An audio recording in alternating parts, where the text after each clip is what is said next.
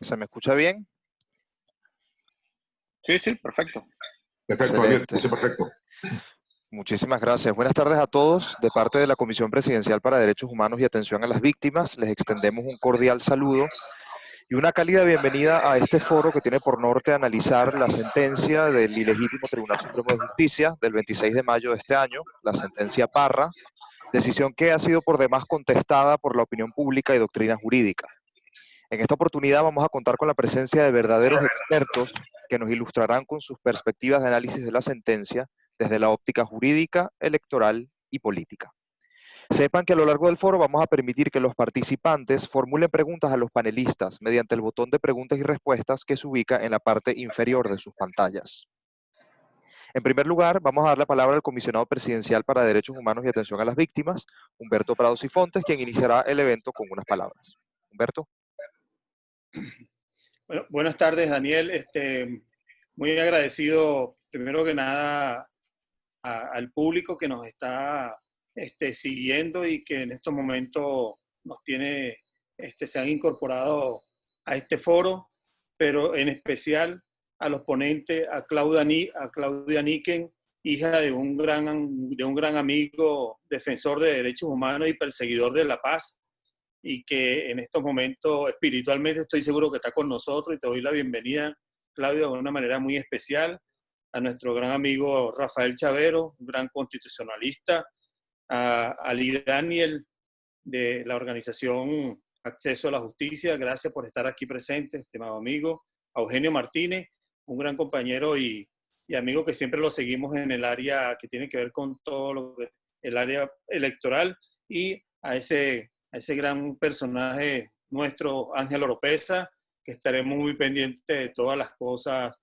que va a decir en cuanto al tema político. Así que le doy la bienvenida y muchas gracias por estar aquí presente en este foro que estamos por empezar. Gracias, Daniel. Muy amable y bienvenidos. Gracias, Humberto. Seguidamente vamos a dar paso entonces ya al inicio formal de la actividad y vamos a empezar con un verdadero panel de expertos. Para comentar las perspectivas de análisis jurídico de la sentencia, vamos a contar con la presencia de Rafael Chavero, Claudia Niken y Ali Daniels. Rafael Chavero, a quien además aprecio personalmente porque fue mi profesor en LUCAP, es abogado por la Universidad Católica Andrés Bello, especialista en Derecho Administrativo por la Universidad Central de Venezuela, magíster en Leyes por la Universidad de Duke y doctorando en Derecho por la Universidad Central de Venezuela. Cuenta además con estudios en las universidades de Harvard y Georgetown. Es socio de la firma Consultores Jurídicos Ayala, Dillon, Fernández, Linares y Chavero, con amplia experiencia en litigio internacional de derechos humanos, y se ha desempeñado como abogado en otras firmas jurídicas de primera gama en Venezuela, así como la Organización de Estados Americanos y en la extinta Corte Suprema de Justicia. Es además profesor en las universidades Central, Católica Andrés Bello y Metropolitana. Claudia Niken, por su parte, es abogada de la Universidad Central de Venezuela, magíster en Derecho Público Interno por la Universidad de París II y doctora en Derecho por esa misma universidad. Es profesora de Derecho Administrativo en la Universidad Central de Venezuela y en el Máster de Derecho Constitucional de la Escuela de Derecho de la UCAP. Es además socia del escritorio Baumeister y Brewer. Por último, Ali Daniels es abogado de la Universidad Católica Andrés Bello, tiene una especialización en Derecho Administrativo de esa universidad y estudios de doctorado en Derecho Administrativo en la Universidad Complutense de Madrid. Es profesor de la Universidad Católica Andrés Bello en Derecho Internacional Humanitario y Derechos Humanos desde hace más de 15 años. Tiene publicaciones en el área de Derecho Militar, Bancario y Administrativo. Se desempeñó en la década de los 90 y hasta 2010 como director para Venezuela de una empresa transnacional en procesos de informatización en ámbitos públicos y privados, así como abogado litigante y asesor en derecho bancario, financiero, constitucional y administrativo. Hoy en día, director de la organización no gubernamental Acceso a la Justicia. Vamos a empezar entonces. Yo les voy a ir dando la palabra pues primero a Rafael Chavero, después Claudia Niken y va a cerrar este panel de expertos Ali Daniels. Les recuerdo a los ponentes que bueno, vamos a ceñirnos un tiempo prudencial de 20 minutos por expositor para que ustedes nos puedan ilustrar con sus perspectivas. Adelante, profesor Chavero.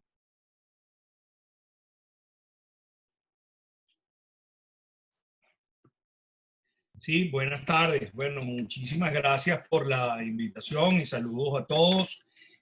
Sin más, bueno, voy a tratar de ser lo más breve posible, dado que veo que somos muchos los panelistas y la idea es hacerlo lo más concreto posible. Yo como antesala quisiera mencionar que probablemente esta sea una de las peores sentencias de nuestra historia republicana. Es una de esas sentencias que desafían el límite de la razón y hasta la lógica jurídica más elemental. Se trata claramente de una sentencia injusta, una sentencia política o sencillamente una vergüenza, y así hay que calificar. La sentencia tiene huecos por todos lados, desde el punto de vista procesal como desde el punto de vista jurídico o de fondo. Desde el punto de vista procesal me voy a sencillamente limitar a señalar que es una de estas tantas sentencias a las que nos viene ahora acostumbrando la Sala Constitucional a dictar fallos sin procesos o sin procedimientos. Es decir, son sentencias sin juicio, donde no hay contradictorio, donde no se escuchan a las partes, donde no hay la más mínima intención de analizar argumentos jurídicos contradictorios. Sencillamente son sentencias que se imponen a espaldas de los principales dolientes en cada uno de estos fallos. Si ustedes analizan desde algunos 3, 4 años para acá, la mayoría de las sentencias, sobre todo las más importantes para el país, han venido siendo dictadas sin procedimiento alguno. Si recuerdan la sentencia de la Asamblea Nacional Constituyente, mediante la cual se permitió que fuese convocada sin un referéndum consultivo, fue sin procedimiento. Esa sentencia que le eliminó las potestades de investigación a la Asamblea Nacional fue sin procedimiento. Y pudiéramos decir muchas otras decisiones donde sencillamente no hay juicio, sino se intenta una demanda, muchas veces mandada por el propio gobierno, y seguidamente, a pocas horas, pocos días, se dicta la decisión o fallo, si lo podemos llamar de esa manera. En este caso no es distinto. Se trata de un amparo que intenta Enrique Ochoa Antich, probablemente de manera concertada con el mismo gobierno o con las mismas personas con que se habían llevado 2 o 3 reuniones de negociación, y hubo una sola actividad procesal que fue notificar a Parra y su entorno notificarlo para que presentara las pruebas que acreditaban pues la conformación de esa junta directiva. No se notificó al resto de al resto de los agraviantes. Uno en particular era la Guardia Nacional, a quien se le imputaba, entre otras cosas, el haber entorpecido el acceso al hemiciclo durante ese día del 5 de enero de este año. Nada de eso, sencillamente se hizo esa notificación, se recibió unos documentos que presentó Luis Parra, y en lugar de convocar a la audiencia constitucional, que es lo que venía, donde podían debatirse libremente los argumentos jurídicos, bueno, aparece esta sentencia, insisto, donde no es el resultado o no es el resultado de ningún contradictorio ni de ningún análisis de juicio político. Se trata, por tanto, de una sentencia a espaldas de las partes del proceso, y una decisión que trae hasta errores clarísimos, hasta de transcripción. Se citan artículos que no son a los que realmente se mencionan. En fin, una sentencia claramente impuesta y hasta apresurada. Ahora, desde el punto de vista de fondo, yo creo que es donde, digamos, el principal problema que tiene es que es una sentencia que desafía la lógica más elemental. Para muchos, pues bueno, sencillamente no había razón para desconocer la junta directiva que en efecto ese mismo 5 de enero se eligió, porque como recuerdan ustedes, incluso cuando cita la narrativa de la acción que intenta Ochoa, se hace mención a que en efecto al menos 100 diputados ese día, que se vieron impedidos de entrar al Parlamento, se instalaron en la sede del Diario Nacional, donde con el quórum exigido, que según nuestra Constitución y el reglamento de debate de la Asamblea Nacional es de al menos 84 diputados, bueno, se eligió a la junta directiva liderizada por Juan Guaidó. Eso sucedió ese día conforme al artículo 1 del reglamento de debates, que permite una sesión fuera del hemiciclo. Cuando la Sala Constitucional cita las normas del reglamento, precisamente omite nada más y nada menos que el artículo 1, donde en efecto hace referencia a esa posibilidad.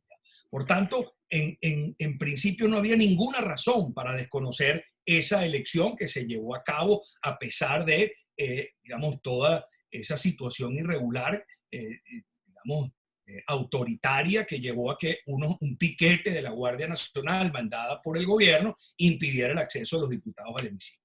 Pero a todo evento, aun cuando haya quienes consideren que es confusa la situación porque hubo una junta directiva legítima que se eligió en el diario o fuera del hemiciclo, y otra que no sabemos con cuántos diputados, no conocemos las credenciales de esos diputados que nombraron esa junta directiva encabezada por el señor Luis Parra. Entonces, aun cuando se quiera hacer ver de que en efecto existen dos directivas que sabemos que no existen, bueno, ¿cuál ha debido ser la lógica decisión de cualquier tribunal? Bueno, que se repita la elección, convocar una sesión parlamentaria para que todos los diputados, sin ningún tipo de problemas de acceso, elijan su directiva. Eso es lo que hubiese hecho cualquier tribunal que considerase que existía una polémica.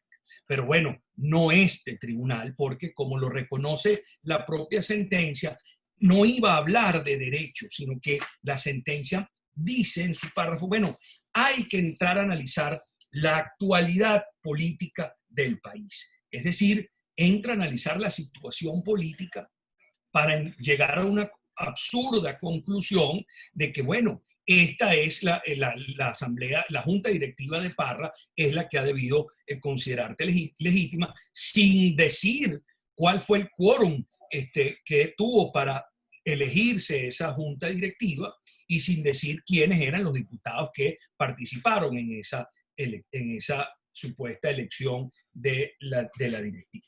Por tanto, digamos, se trata de una decisión claramente ilógica y sin sentido, sobre todo porque no hubo ningún tipo de quórum para poder nombrar esa junta directiva. Ahora bien, lo cierto del caso es que la sala no se queda allí, sino que va incluso más allá y de repente saca del sombrero esa rehabilitación de la Asamblea Nacional, quitándole el desacato, que fue la fórmula que utilizó o que ha utilizado el Tribunal Supremo de Justicia para eliminar la existencia de la Asamblea Nacional desde que se instaló. Recordemos todos que la Asamblea Nacional no ha podido aprobar legítimamente ningún acto desde que se instaló en enero del 2016. Desde el primer día, e incluso antes de que se instalasen los diputados electos el 6 de diciembre del 2015, la Sala Constitucional decidió salirse del carril democrático e impedir el funcionamiento nada más y nada menos que del Parlamento.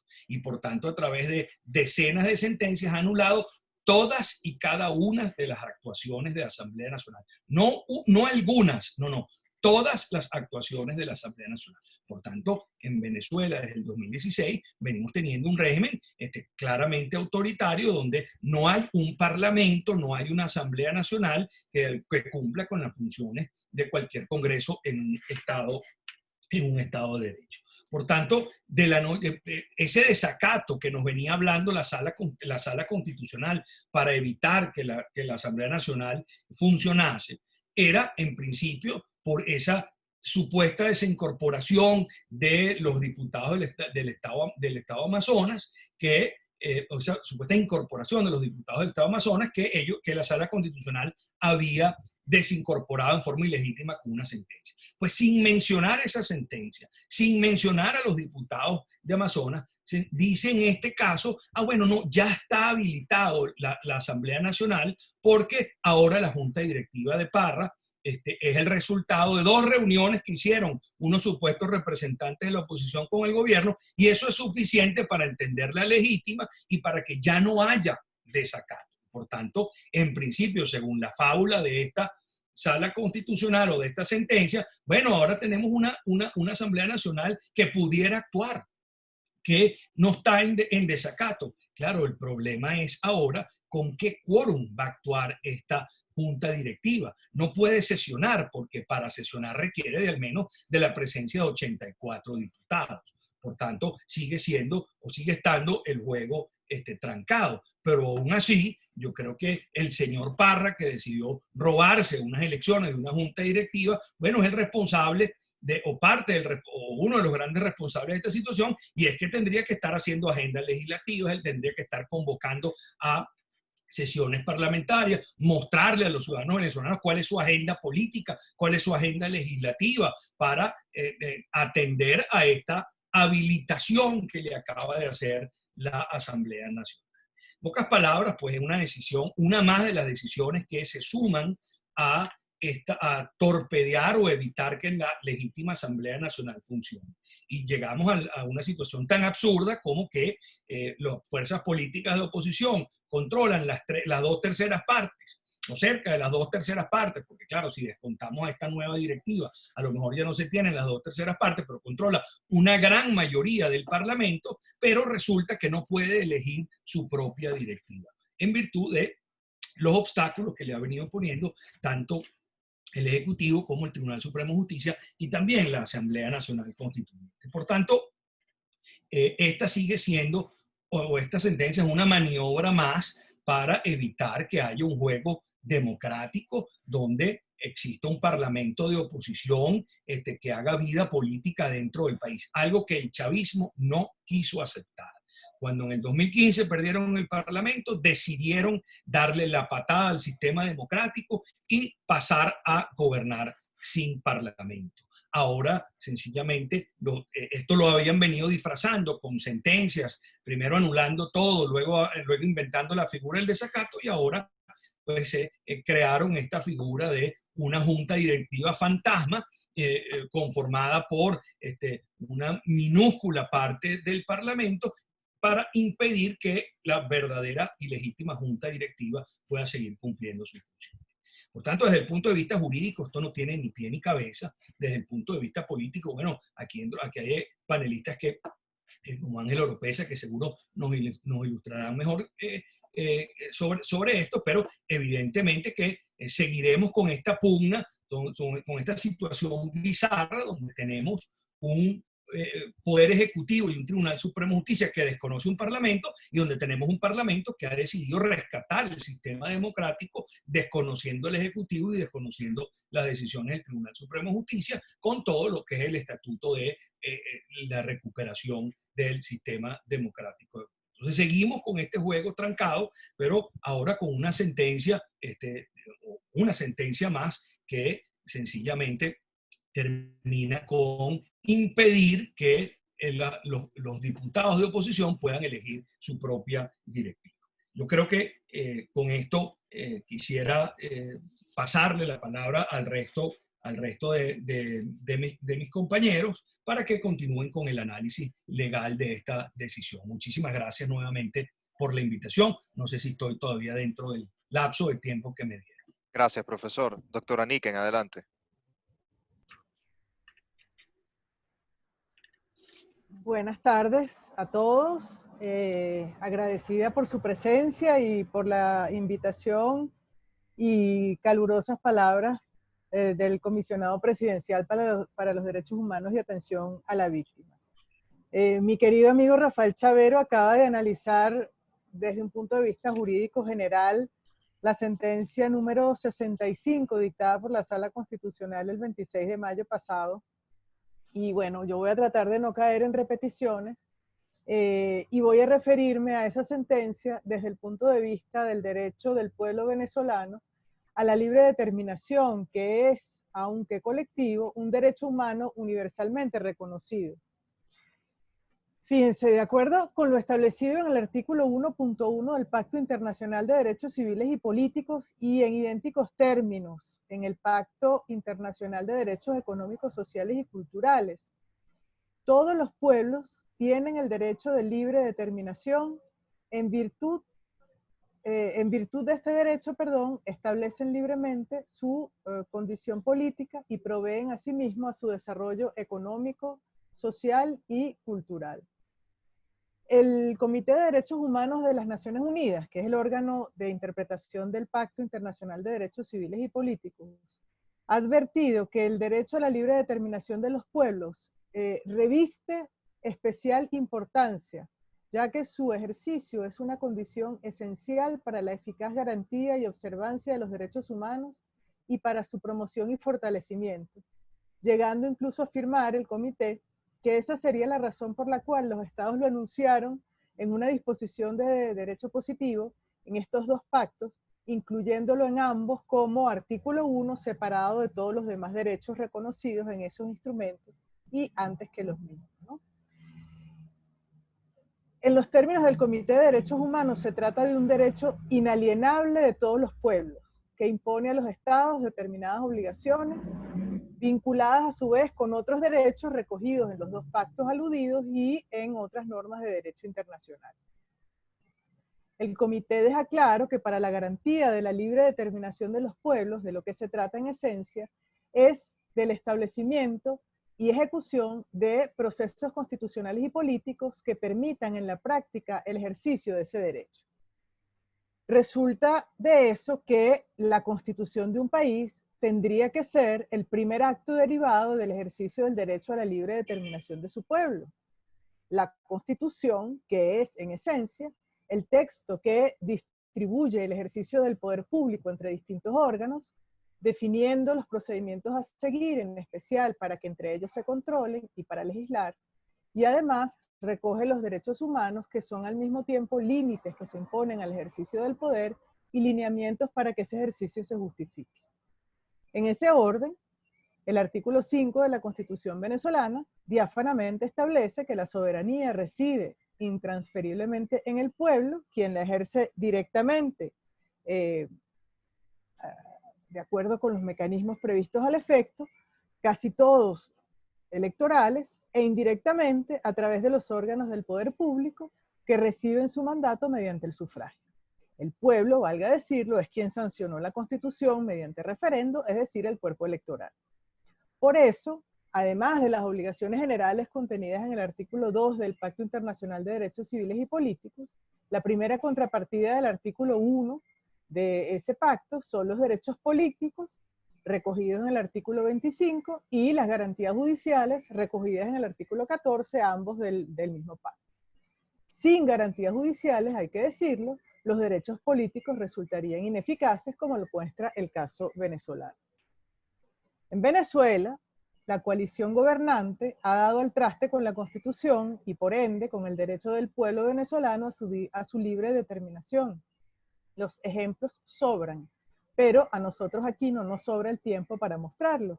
Yo me voy a limitar a referirme al desmantelamiento de la Asamblea Nacional, tal como fue electa en diciembre de 2015, y en ese marco, a la sentencia del 26 de mayo pasado como estocada tal vez final de la Asamblea Nacional y al derecho a la libre determinación de los venezolanos. La Asamblea Nacional, en los términos de la Constitución, es el primer órgano llamado a ejercer la soberanía popular en representación del pueblo. En ese marco, está llamada a legislar, claro está, pero también a ejercer el control de la administración pública nacional y en especial del Poder Ejecutivo. Además, tiene la muy importante función de elegir a los titulares de los órganos principales del Poder Nacional, distintos al Ejecutivo, a los magistrados del Tribunal Supremo de Justicia, al Fiscal General de la República, al Defensor del Pueblo, al Contralor General de la República y a los rectores del Consejo Nacional Electoral. Es decir, en nombre del pueblo venezolano, ejerce el sufragio para que esos órganos ejerzan su parte de soberanía, poder público en representación del pueblo. Eso explica, en términos muy sintéticos, la importancia de la Asamblea Nacional, que estuvo dominada por la coalición gobernante desde agosto de 2000 hasta el 5 de enero de 2016, contando incluso un periodo, para decirlo de alguna manera, monopartidista entre 2006 y 2011. Recordemos que efectivamente el 6 de diciembre de 2015, luego de un inédito proceso electoral, la oposición política no solo obtuvo la mayoría parlamentaria, sino que logró las 2/3 partes de las curules, lo que le permitía ejercer casi todas las atribuciones, especialmente de control y de elección, sin contar con el aval o la participación de la bancada que representaría a la coalición gobernante. Para nadie es un secreto que una vez constatado ese resultado, la coalición gobernante se ocupó de desarticular los poderes que había adquirido así la oposición. Desde diciembre, nos lo recordaba Rafael, culminado el periodo de sesiones ordinarias, se designó a los magistrados del Tribunal Supremo de Justicia que tenían sus mandatos vencidos. Ciudadanos muy preocupados ejercieron un recurso contencioso electoral que permitió a la sala electoral, sin despacho y en medio del asueto navideño, dictar un amparo cautelar que suspendió temporalmente los actos que permitían la incorporación de los diputados electos por el Estado Amazonas. El caso no se ha resuelto aún, por cierto. Vale decir que con la desincorporación de los 3 diputados opositores, se rompería la mayoría calificada de 2/3, calculada a partir del número total de escaños. Con motivo de la incorporación de estos diputados opositores electos por el Estado Amazonas en uso de sus derechos, el Tribunal Supremo de Justicia creó la figura del desacato como herramienta para impedir el funcionamiento de la Asamblea Nacional y justificar la invalidez de sus actos incluso antes de ser dictados. Como si no fuera suficiente, también en enero de 2016, el Ejecutivo Nacional decretó el estado de emergencia económica, que es una forma específica de estado de excepción, y burlando los límites constitucionales y de derecho internacional de esa medida, lo ha mantenido vigente hasta el día de hoy. Esto implica que durante más de 4 años ha tenido y sigue teniendo facultades para legislar en materia económica, con lo cual ha cometido muchos abusos y resuelto muy pocos problemas. A finales de 2016, la Sala Constitucional, sobre pretexto de omisión legislativa por desacato o algo así, procedió a designar o ratificar a 2 rectoras del Consejo Nacional Electoral que tenían sus mandatos vencidos, sustituyéndose nuevamente en la Asamblea Nacional. Además, en el 2017, el Ejecutivo se manifestó como pueblo con el aval de la Sala Constitucional para convocar a una Asamblea Nacional Constituyente, que será asamblea cuando se reúne, pero no es nacional ni constituyente. De hecho, solo ha servido a requerimiento del Ejecutivo para sustituir las funciones de la Asamblea Nacional, bien sea legislando, aprobando actos del Ejecutivo o designando funcionarios, como fue el caso del Fiscal General de la República, del Defensor del Pueblo y el Contralor General de la República. Yo no voy a contar aquí la persecución personal de un importante número de diputados en violación de su inmunidad parlamentaria. No solo hay algunos efectiva y arbitrariamente privados de su libertad, sino que hay una cantidad importante en el exilio o bien asilados en embajadas dentro del territorio nacional. Tampoco cuento los presuntos actos de corrupción que se han traducido en el abandono de la bancada opositora por otro grupo de diputados. No puedo referirme en este espacio a todos esos elementos que, atentando contra la libre determinación del pueblo venezolano, por un lado, han afectado el funcionamiento mismo de la Asamblea Nacional y, por otro, han mermado la posibilidad de actuación de la mayoría parlamentaria tal como fue electa en diciembre de 2015. En ese marco general, el 26 de mayo de 2020, la Sala Constitucional del Tribunal Supremo de Justicia nos sorprendió, lo pongo entre comillas, con la publicación de la sentencia mediante la cual resolvió sin juicio la acción de amparo constitucional ejercida el 7 de enero también de 2020 por el ciudadano Enrique Ochoa Antich, con fundamento en la violación de su derecho a la participación política y la representación, según el recogido en el artículo 62 de la Constitución venezolana.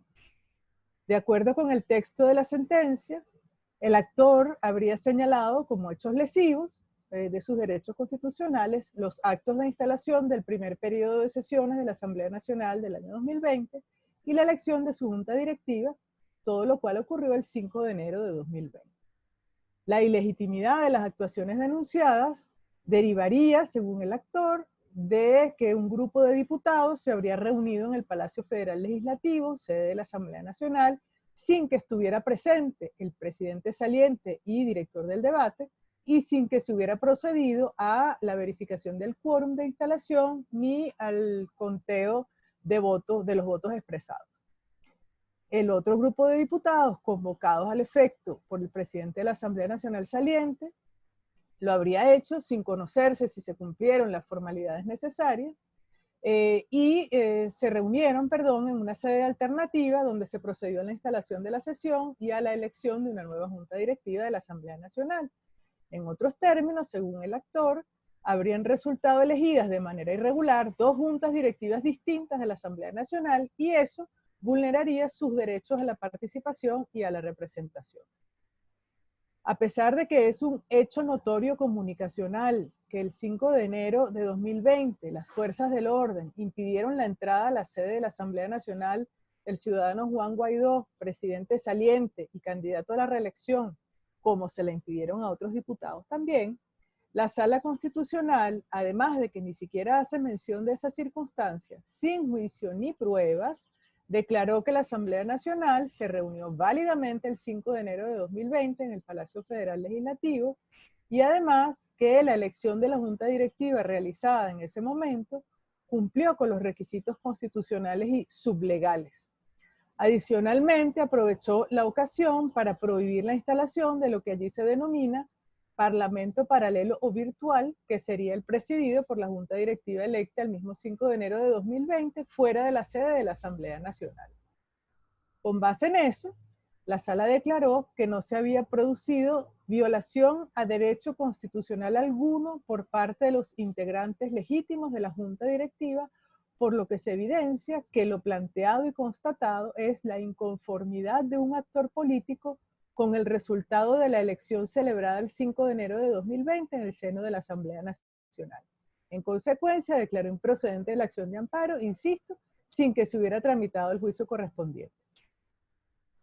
Esa actuación, que desde el punto de vista procesal es por decirlo menos inexplicable, se convierte en una estocada, tal vez la última, a la Asamblea Nacional Venezolana y en consecuencia al derecho del pueblo de Venezuela a su libre determinación.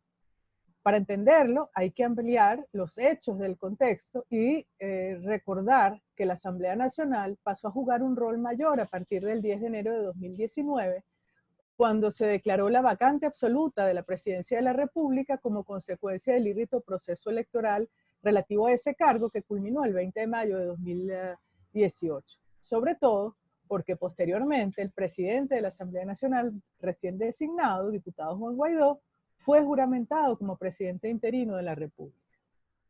Esa intervención de la Asamblea Nacional en la vida política del país marcó un antes y un después en las relaciones internacionales.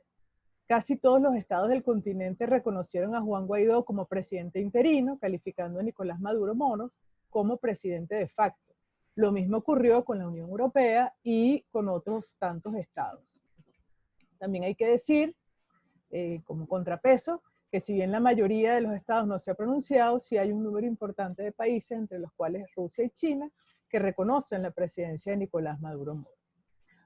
El hecho es que en esas circunstancias transcurrió el año 2019 y llegó el 5 de enero de 2020, fecha en la cual debía renovarse la Junta Directiva de la Asamblea Nacional.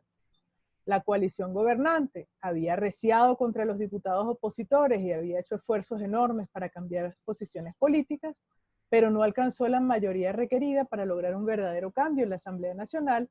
Lo que sí logró fue convencer a un grupo de diputados para que presentaran una lista distinta a la pactada por la mayoría parlamentaria opositora.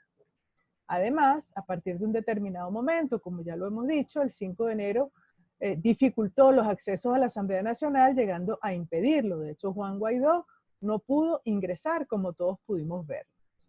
Eso se tradujo en la ya explicada duplicación de juntas directivas de la Asamblea Nacional, que justificó el ejercicio de la acción de amparo, que a su vez dio lugar a la sentencia del 26 de mayo de 2020 y que lo único que pretendía era que se efectuara una nueva elección. Los efectos de esa sentencia en el marco del derecho a la libre determinación son demoledores. Hasta ese mismo día, 26 de mayo de 2020, con base en las muchas decisiones de la Sala Constitucional que así lo declaran, la Asamblea Nacional estaba en desacato y por ende no podía reunirse válidamente. De hecho, según se expresa incluso en esa sentencia, la única junta directiva válidamente electa sería la primera el 5 de enero de 2016. No se entiende entonces cómo podía reunirse válidamente la Asamblea Nacional si no había cambiado las circunstancias que para la Sala Constitucional configuran el desacato. Claro que la ingeniosa Sala Constitucional tiene como siempre su argumento sorpresa. Lo cito. se ha dado un paso importante hacia el funcionamiento de la Asamblea Nacional acorde con la Constitución, cual es la manifestación de voluntad de integrar una mesa de diálogo entre representantes del gobierno y representantes de la oposición con la finalidad de que el órgano legislativo nacional ejerza sus competencias en acatamiento a los postulados constitucionales y por ende salga del desacato en el que algunos de sus integrantes la subsumieron respecto a las decisiones dictadas por este Tribunal Supremo de Justicia y han conllevado al estado de ilegitimidad en que hasta ahora se ha encontrado. Fin de la cita. A decir de la Sala, es suficiente para flexibilizar el desacato la puesta en funcionamiento de una mesa de diálogo entre representantes del gobierno y representantes de la oposición. Sin embargo, la sentencia se refiere en concreto a la mesa de diálogo instalada el 16 de septiembre de 2019, en la que no participa la oposición política reconocida como tal, sino una parcialidad muy minoritaria y a la cual, por cierto, pertenece el accionante en amparo. Y no hace referencia a la mesa de diálogo entre gobierno y oposición instalada desde mayo de 2019 bajo el auspicio del Reino de Noruega, abandonada por el gobierno desde julio del mismo año. Fíjense que hablé de flexibilizar y no como Rafael de levantar el desacato. Yo no creo que el desacato haya sido levantado, porque no se dice en ninguna parte en la sentencia. Más bien, me parece que de lo que se trata es de un permiso y de una suerte de autorización momentánea para funcionar, que se traduce en que aunque la Asamblea Nacional se reúna bajo la presidencia del diputado Luis Parra, no podrá ejercer a cabalidad sus atribuciones, ni puede pensarse que el diputado Luis Parra puede ejercer de manera interina la presidencia de la República como lo ha hecho Juan Guaidó. También quiere decir que la minoría que se reúne como Asamblea Nacional en el Palacio Federal Legislativo ha secuestrado al órgano. Quiere decir, además, que en apariencia lo que queda de la verdadera Asamblea Nacional pasa a ser un parlamento paralelo o virtual, cuyas reuniones han sido prohibidas, anuladas de antemano sus actos y sancionada también de antemano por desacato toda persona pública o privada o institución que preste o ceda espacios para esas reuniones. Es pronto para decir más. Además, estamos en cuarentena, en el mundo estamos en cuarentena. Yo les pregunto, sin embargo, si vale la pena tratar de rescatar a la Asamblea Nacional para procurar una elección que debe tener lugar este año en condiciones aceptables y en ejercicio del derecho a la libre determinación. Muchas gracias. Muchísimas gracias, doctora. Vamos entonces a dar la palabra al doctor Ali Daniels.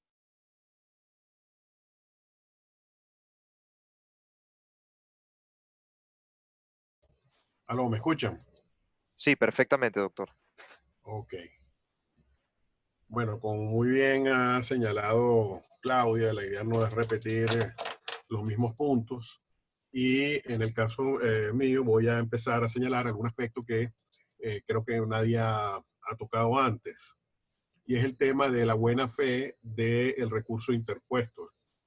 Yo no conozco al señor Ochoa Antich y a propósito de esta intervención no he querido ver sus redes sociales ni ver lo que opina o lo que dice. Solo sé lo que creo que la mayoría puede saber, que es que entiendo que es activista del MAS y que ha pertenecido a ese partido. Más allá de eso, desconozco nada de él, ¿no? Partiendo de eso, puedo decir que si se pretendía hacer pasar este recurso como algo pretendido por una persona, digamos, imparcial, yo lo que entiendo es que si tal fue el caso, yo lo hubiese puesto como que si yo fuese una persona imparcial, yo lo que trataría era precisamente de que mi posición, de que mi solicitud, de que mi requerimiento no afectase, o por lo menos siguiendo aquella máxima del mundo de la medicina, non ledere, es decir, no hacer daño, yo interpondría algún tipo de recurso que no generase daño alguno a ninguna de las partes. Y en este supuesto, me llama la atención que pudiendo haber utilizado diversos canales procesales para solventar la duda que le carcomía, Por ejemplo, la nulidad del acta del nombramiento del señor Parra, la nulidad de la designación, la nulidad de la elección. El señor Ochoa Antich se fue precisamente por el único medio procesal que la Sala Constitucional ha autoatribuido la posibilidad de que sea la propia sala la que sancione a quienes desacate su decisión, que es el caso de los amparos constitucionales a través de las controvertidas decisiones que en el año 14 y en el año 17 hicieron que la Sala Constitucional cambiara un criterio que tenía casi 20 años y que a partir de ese momento se cambió y según el cual era la propia sala la que iba a sancionar a los que desacatasen los mandatos de amparo de esa misma sala. Entonces, a partir del momento en que se eligió el único medio procesal que podía terminar en la detención de una persona de la oposición, creo que es muy difícil presumir que esa solicitud se haya hecho de buena fe,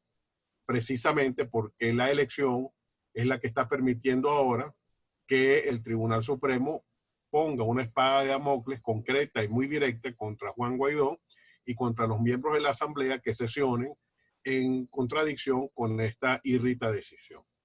Dicho esto, paso también a señalar una consideración que considero que es importante, ¿no? Y es que pretender que Venezuela en estos momentos, el Tribunal Supremo, es un medio en el cual se puedan dirimir los asuntos que dividen a los venezolanos y que ese órgano sea el Tribunal Supremo de Justicia, creo que en estos momentos es una fantasía. Más todavía cuando el Tribunal Supremo tanto sabe que esta situación es así, o sea, tanto los venezolanos estamos conscientes de que el Tribunal Supremo no es un órgano judicial, no es un órgano independiente, no es un órgano imparcial, que el Tribunal Supremo para poder tomar decisiones a favor del Poder Ejecutivo ha tenido que recurrir al expediente increíble de revivir expedientes ya cerrados para poder dictar decisiones. En este caso, como llamaría algún político venezolano, el expediente multisápido de este Tribunal Supremo es el expediente número 17-001, del cual se dictó una decisión que fue la número 2 del 11 de enero del año 2017. En ese expediente se pidió la nulidad de la elección de la Junta Directiva que en aquel momento presidía el señor Julio Borges. Bueno, de ese expediente que terminó, como resulta obvio, con la decisión que declaró nula la elección de Julio Borges, han salido como en una especie de saco de desastre, como una especie de caja de costurería, sentencias sobre el Banco Central de Venezuela, sobre el TIAR, sobre el Procurador Especial, sobre el nombramiento de la Junta Directiva del BANDE, sobre el nombramiento de la Junta Directiva de PDVSA, etcétera, etcétera. De hecho, han salido respecto al Banco Central 2 decisiones, la más reciente es la número 67 que acaba de salir. Entonces, esto demuestra que tanto los venezolanos no confían en el Tribunal Supremo, que el tribunal ha tenido que recurrir a expedientes ya cerrados para poder dictar decisiones sin que nadie se las pida, sin que haya partes en el juicio, sin que haya intervenciones de terceros en el juicio y sin que haya juicio. Y por eso nos llama la atención que en este caso se haya pretendido utilizar precisamente la vía que ocasione más daño a la oposición. Con lo cual nos parece que esta solicitud no carece de ninguna buena intención y todo lo contrario, ha servido como medio de represión, como efectivamente ya el Tribunal Supremo lo ha anunciado, señalando pues que va a tomar medidas contra los que constituyan alguna asamblea paralela a la del señor Parra, ¿no? Eso en primera instancia. Luego, otro elemento que quisiera destacar, que ya lo ha señalado la profesora Niken, es el tema de que también coincido con ella en el sentido de que la sentencia dice que se están tomando medidas para salir del desacato, pero no que se haya salido de este, ¿no? Y de hecho, lo del diálogo nacional lo afirma en ese sentido, que ese es un primer paso para salir del desacato. Y siendo así, siendo que la misma sentencia dice que no se ha salido del desacato, esto quiere decir que la sentencia contradice sus propias decisiones. ¿En qué sentido? Bueno, en el sentido de que la sentencia justamente esta, 11.1 del 2017, junto con otras muchas, dicen que había una única forma de salir del desacato. Esa única forma, como sabremos, es que se constituyese la junta directiva del señor Ramos Ayub y que esa junta fuera la que desincorporase a los diputados de Amazonas. Eso, como sabemos, no ha ocurrido, y a partir de ahí el criterio del Tribunal Supremo ha sido cualquier cosa que haga la Asamblea Nacional es absolutamente nulo. Entonces, incluyendo la elección de Borges, la elección de Omar Barbosa, la elección del propio Juan Guaidó, etcétera, etcétera. Entonces, la pregunta es, si todo lo que hace la Asamblea Nacional al día de hoy, porque sigue en desacato al día de hoy, es nulo, ¿cómo puede ser válida la elección de Parra o de cualquier otro, siendo que seguimos en desacato? Entonces, como ven, el Tribunal Supremo no tiene, digamos, ningún pudor en contradecir sus propias decisiones, siempre y cuando eso beneficie la división de la oposición, el control de la Asamblea Nacional y sobre todo beneficie al Poder Ejecutivo. Y el otro punto que quería tocar en mi exposición es el paralelismo, y esto es una gran preocupación, el paralelismo que está teniendo la represión y la eliminación de la oposición en Venezuela con el caso nicaragüense. El caso nicaragüense tiene muchos parecidos a Venezuela. Quizás las formas son todavía más groseras que las venezolanas, pero no por ello no dejan de parecerse.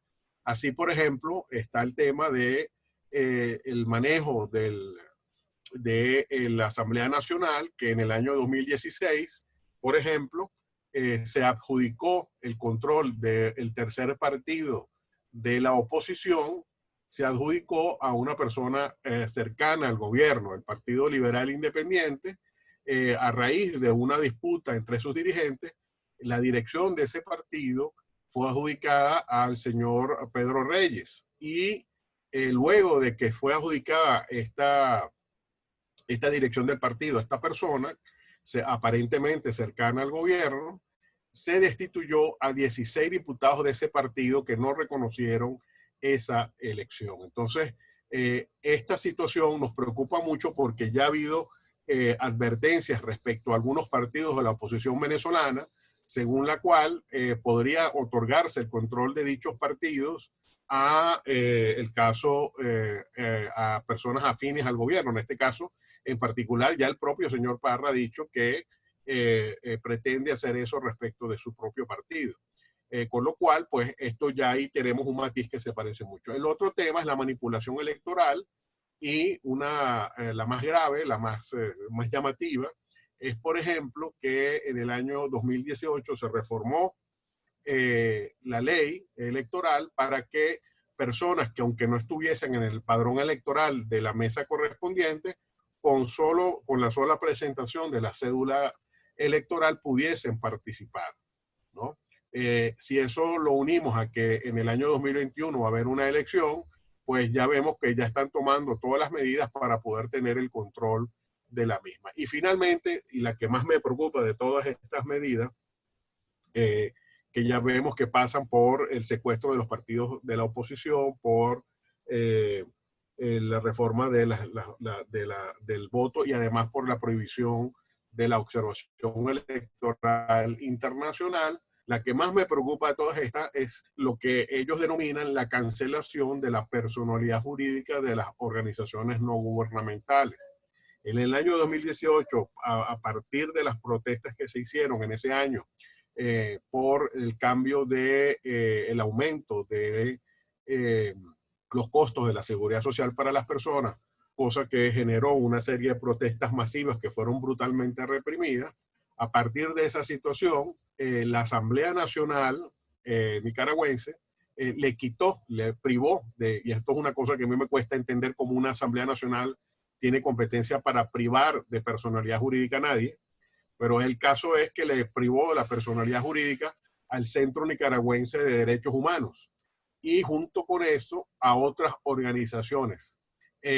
Por ejemplo, tenemos el caso de la Fundación del Río y otras muchas organizaciones. En este caso, la eliminación o el desconocimiento de la personalidad jurídica viene aparejado con la confiscación de los bienes de esas instituciones. Yo he tenido conversaciones con compañeros defensores de derechos humanos de Nicaragua y pues nos comentan que incluso las computadoras, que cosas, datos que tenían ahí, casos que tenían ahí, información donde había denuncias de graves violaciones a derechos humanos, las perdieron porque les confiscaron las computadoras y no tienen cómo recuperar esos datos que tenían ahí de manera confidencial.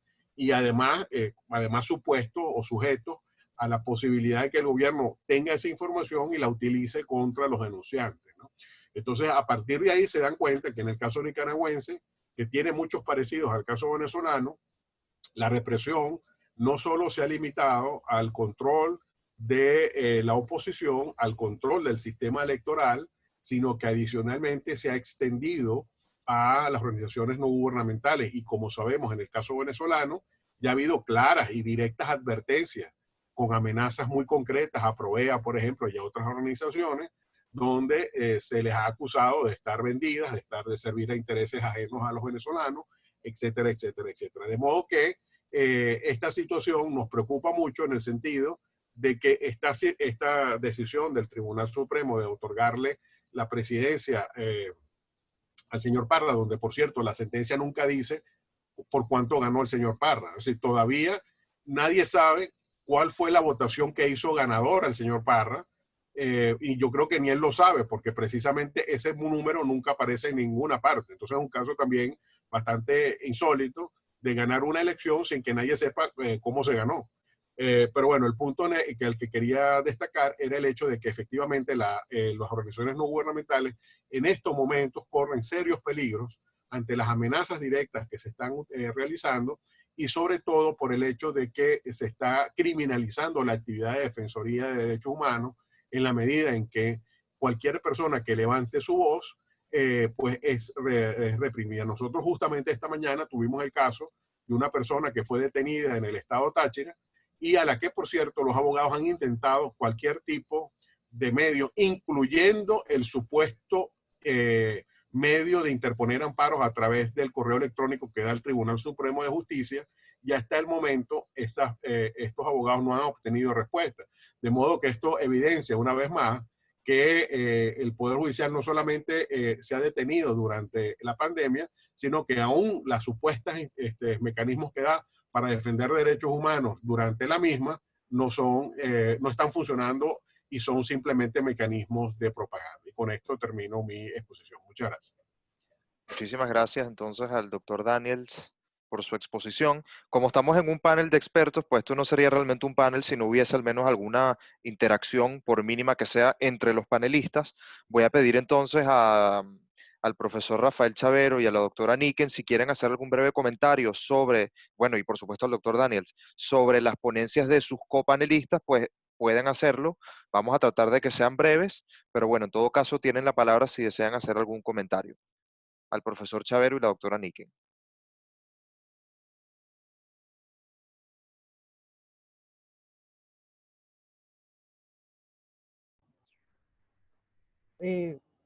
Bueno, buenas tardes. No sé qué más podríamos agregar, es decir, no sé qué más podría decir, más allá de que tratamos justamente de complementar las intervenciones,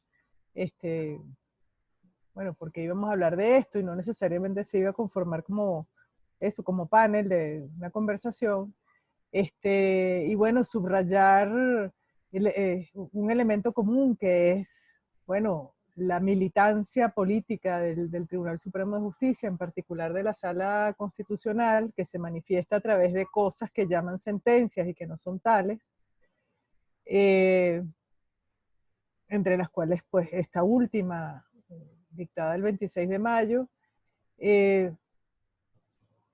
que lo que tiene por efecto es reflejar el estado cada vez más terrible de nuestra sociedad política, por decirlo así, y que puede tener unas consecuencias todavía más graves, ¿no?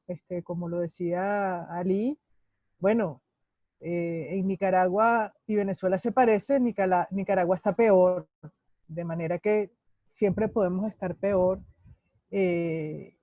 y que, bueno, más allá del Tribunal Supremo,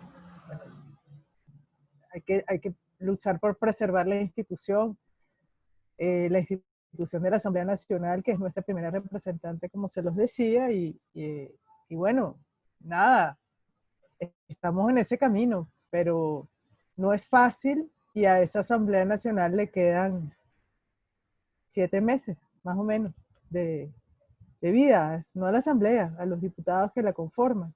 Entonces es otro obstáculo que se presenta. Gracias, doctora. ¿Algún comentario de los otros dos panelistas, profesor Chavero, doctor Daniels?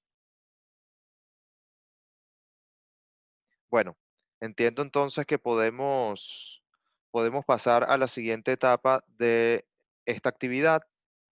Vamos entonces a analizar esta sentencia desde otra perspectiva, la perspectiva electoral.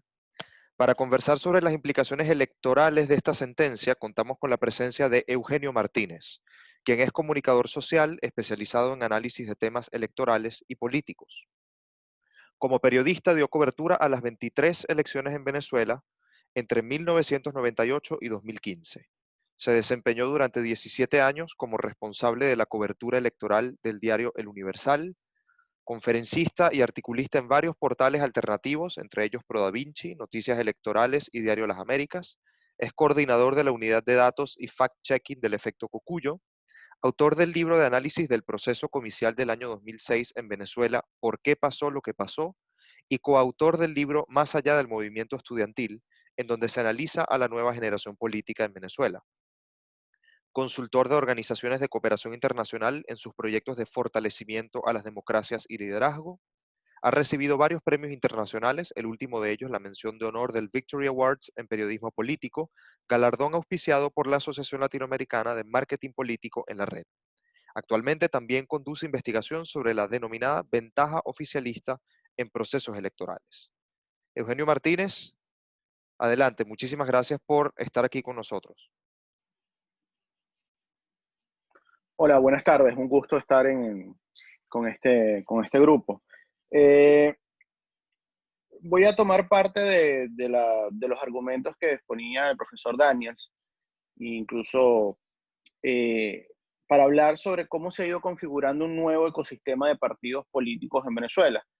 Un nuevo ecosistema que tiene su punto culminante con la última sentencia de la Sala Constitucional del Tribunal Supremo de Justicia, pero que es una estrategia que ha venido avanzando paulatinamente, al menos desde el año 2012.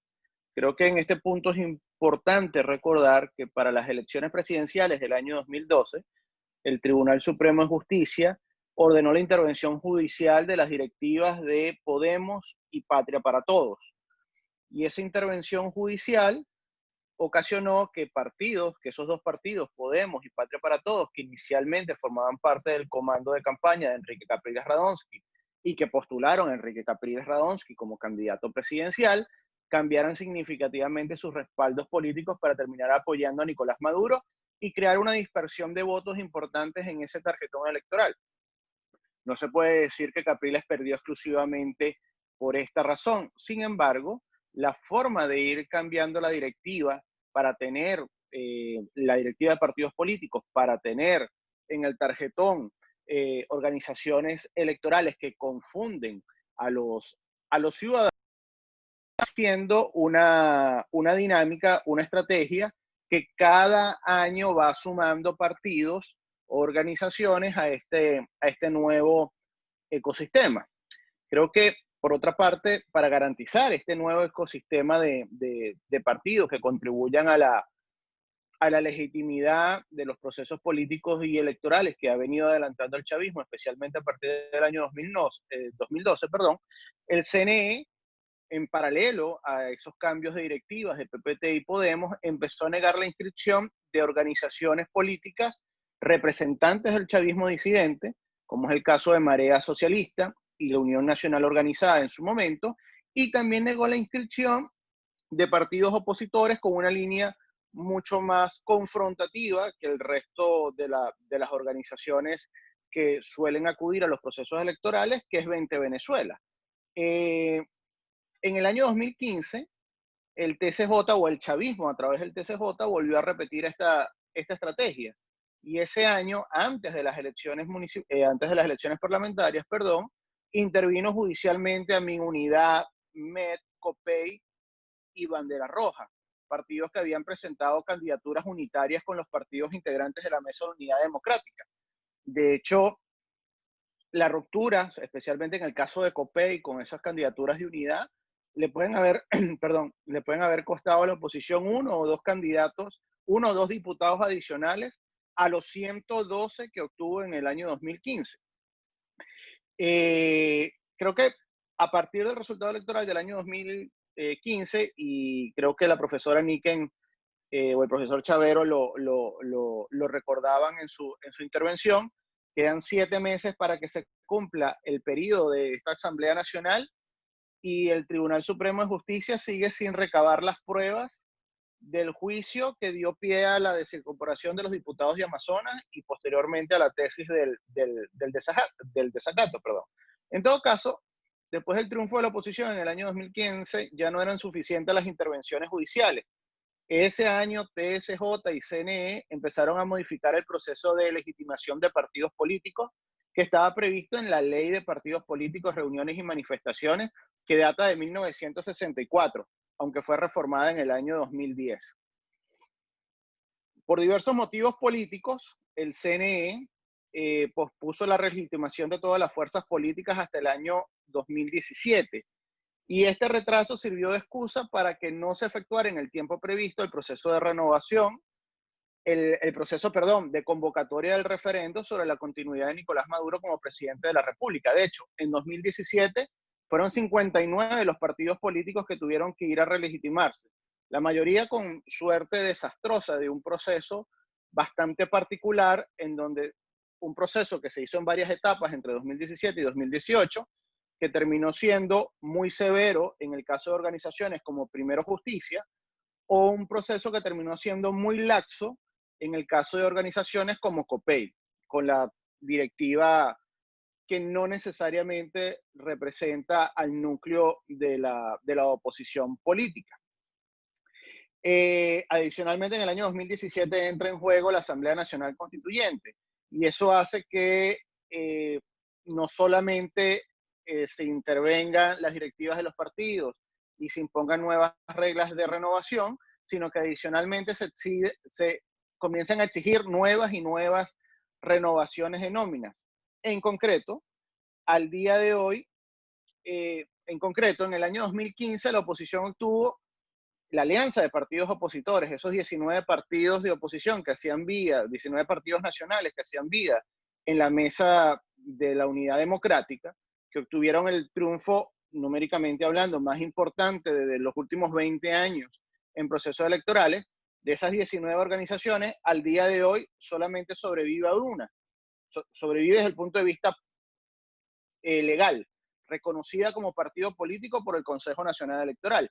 Al día de hoy tenemos un nuevo ecosistema de partidos políticos que está conformado, vamos a buscar rápidamente la lista, por el partido Acción Ciudadana en Positivo, Cambiemos, Movimiento Ciudadano, que está presidido por Timoteo Zambrano, que es integrante de la Mesa de Diálogo Nacional, Independientes por la Comunidad Nacional, Lápiz Pro Comunidad, Liberal Pro Ciudadanos, que es dirigido por Leocenis García, el Partido Independiente de Venezuela, Soluciones por Venezuela, que es el presidido por Claudio Fermín, que es integrante de la Mesa de Diálogo Nacional, el Movimiento al Socialismo, el MAS, que es integrante de la Mesa de Diálogo Nacional, Esperanza por el Cambio, que es dirigido por el ex candidato presidencial Javier Bertucci, que es integrante de la Mesa de Diálogo Nacional, Avanzada Progresista, que es el único partido opositor que sobrevive de la racia política que se hizo a partir del año 2015, que también es integrante de la Mesa de Diálogo Nacional, y COPEI con los cambios constantes de directiva.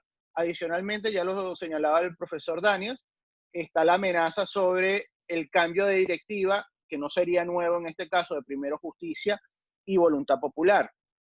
Y todo este nuevo ecosistema de partidos se une además a, como se explicaba en las intervenciones anteriores, el hecho de legitimar a la Mesa de Diálogo Nacional como espacio de debate o de acuerdo, lo que termina, por lo menos en el corto o mediano plazo, haciéndonos suponer que la posibilidad de un Consejo Nacional Electoral de consenso, que salga del Comité de Postulaciones Electorales, que se constituyó sin necesariamente observar todos los principios que están en la ley, pero dando siempre por buena la tesis de que estamos en un problema que necesita primero acuerdos políticos y después verse desde el punto de vista legal.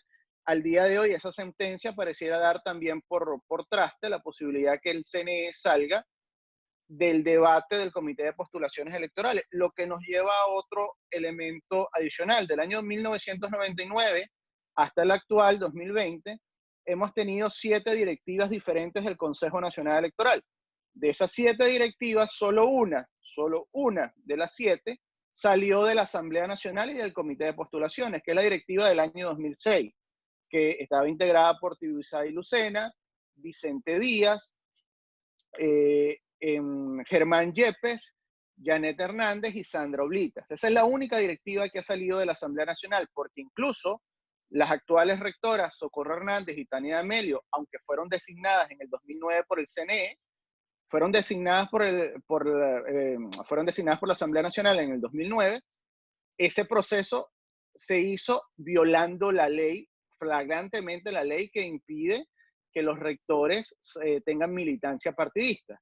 Así que al día de hoy, la última sentencia de la Sala Constitucional no solamente termina de legitimar nuevamente ese nuevo ecosistema de partidos políticos de cara a las elecciones parlamentarias, sino que adicionalmente termina por complicar en exceso la renovación de un Consejo Nacional Electoral cuyos integrantes tienen el periodo, los principales integrantes culminaron su periodo en el año 2014 y fueron ratificados por el Tribunal Supremo por 7 años.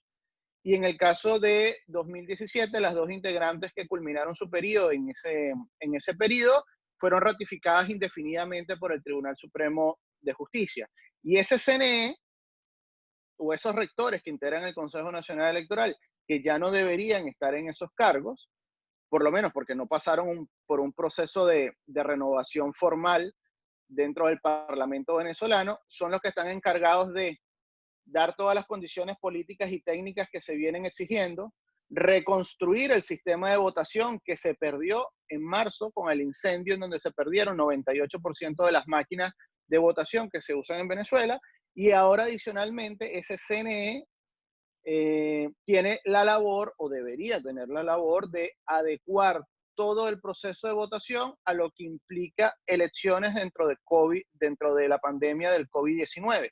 Dentro de nuestro proceso electoral estamos hablando de 40 etapas del proceso que son fuentes potenciales de contagios comunitarios de coronavirus.